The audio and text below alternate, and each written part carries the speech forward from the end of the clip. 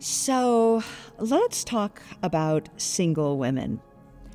So I'm just going to put my cards on the table, right? I'm a 62-year-old grandmother, and I lived as a single woman before I got married. And when I got married, I gave up a lot of the privileges of being single, and guess what? That was hard.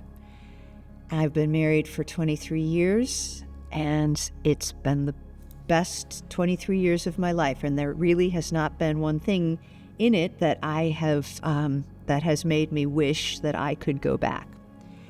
And I'm in a funny season of life because I think it's very politically correct right now in the church to say singleness is great and we're so glad you're here, and especially single women, we want to exploit you until you are a pulp.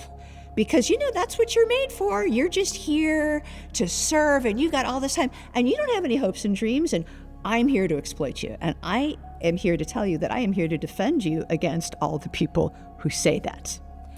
Because you are single by providence. But the creation ordinance tells me that you are not single by calling. You're a woman.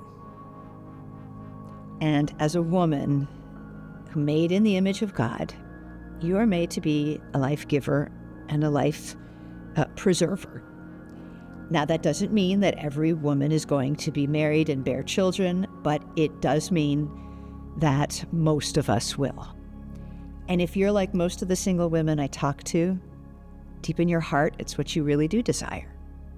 And yet, you find that your life on the mission field is highly productive, highly valuable, and that is wonderful.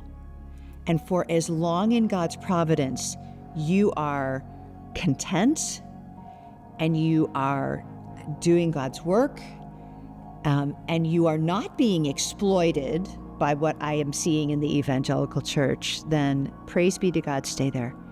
But if you desire a husband, that is a very good thing. And the creation ordinance is the first ordinance in the Bible. It is not a throwaway. We are not New Testament Christians. The law and the gospel go together.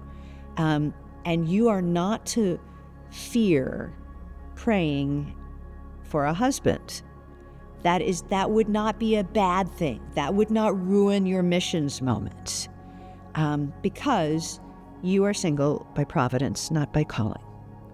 And the Lord loves you and knows you, thanks you for your service, but is not planning on working you like a dog and leaving you unfulfilled. Now, can you be a single fulfilled missionary woman your whole life long? Of course you can. And that very well may be you. But if it's not, don't despair.